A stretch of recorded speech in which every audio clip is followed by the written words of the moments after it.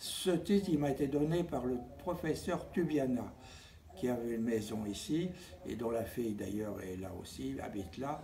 Et le professeur Tubiana était chirurgien de la main notamment.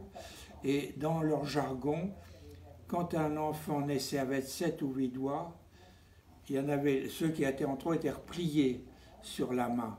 Il avait l'air donc de se refléter dans les autres. Et dans leur jargon de chirurgien, ils appelaient ça la main en miroir. Ils l'appellent toujours, je suppose. Lui a disparu malheureusement. Donc il m'avait donné ce titre que je trouve un très très beau titre.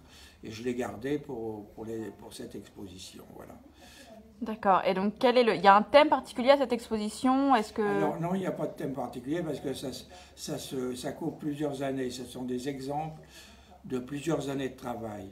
Parce que j'ai exposé énormément, mais à chaque fois il y avait un thème quand j'exposais. Mais là il n'y en a pas, il y a simplement quelques toiles de quelques expositions. Et il y a les livres, on a mis des livres là pour que les gens comprennent. Voilà. D'accord. Et donc, c'est la première fois que tu exposes à Saint-Tropez? C'est la première fois que j'expose Saint-Tropez, qui m'a ému beaucoup parce que quand je suis arrivé à Saint-Tropez, moi j'avais 18 ans ou 19 ans avec les copains de Saint-Germain-des-Prés. On venait camper en face du Latitude. Il y avait un camping là à côté. Et donc on était là tous les étés. Et donc j'ai gardé de Saint-Tropez, d'ailleurs de cette époque qui était une époque merveilleuse pour le village, beaucoup de tendresse pour ce. Et ensuite, comme Jacqueline, ma femme, avait cette maison ici, j'ai continué à trouver l'endroit par ce biais, à le fréquenter si tu veux.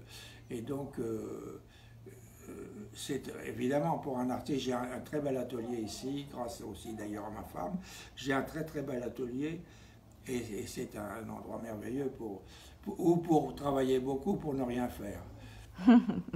Et donc, tu t'exerces tous les jours, tu es peint tous les jours, tu dessines tous les jours. J'ai été professeur, aux Arts Déco et aux Beaux-Arts, ce qui est peut-être indécent parce qu'on apprend aux gens à se lancer dans des trucs très compliqués, et ils devraient le savoir et on ne leur dit pas. Et puis j'ai été avant, quand j'étais jeune, j'étais modèle pour les artistes. C'est-à-dire que je posais nu pour les artistes et que c'est là où j'ai connu, moi j'ai pas fait d'études de peintre, c'est là où j'ai connu d'autres de peintres plus confirmés que moi qui venaient me dessiner et on a fait amitié et c'est eux qui m'ont formé et fait rentrer dans leur galerie pour la première fois. Donc à 24 ans, je suis rentré dans une galerie, voilà. Et après ça n'a plus cessé. D'accord. Et donc là, tes galeries, on peut te retrouver où? Donc à Saint-Tropez? La galerie où je travaille maintenant, c'est la galerie Pascal Gabert, qui est rue du Perche.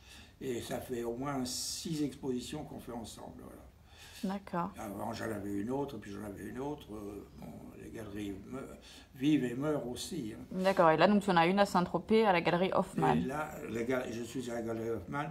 Madame Hoffmann ouvre sa galerie. C'est une très belle galerie.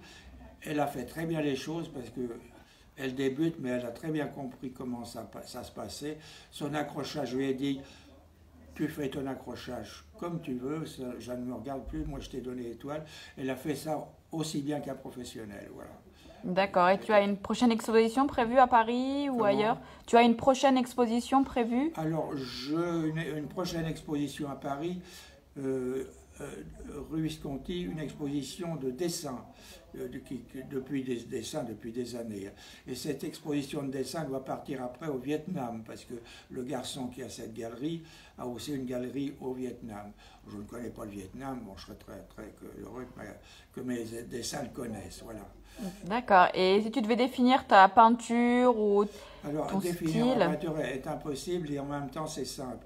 Je ne suis pas un peintre abstrait, parce que j'en suis certainement pas capable, ou puis ça ne m'intéresse pas, et je me raconte dans mes toiles.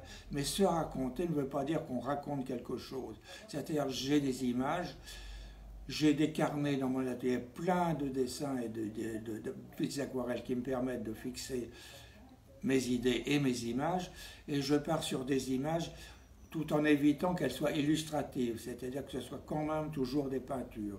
Mais si je donnais un titre à chaque image, il y en a 300 ou 400 dans mes carnets, ce n'est pas possible.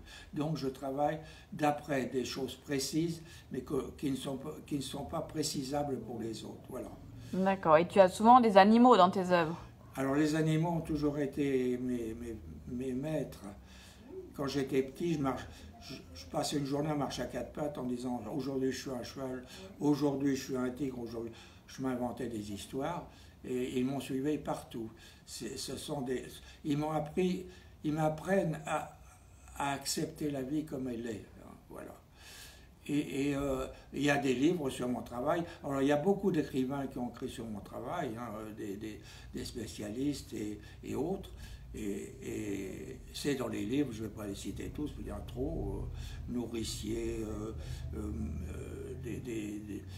la femme justement de... Non mais je ne vais pas les citer tous, il y en a trop. D'accord. Il y a le garçon qui a eu comment il s'appelle Fabrice Imbert. Fabrice Imbert, qui m'a écrit un très très beau texte, et qui veut m'en écrire un autre d'ailleurs, mais il y en a 25, il y en a 30.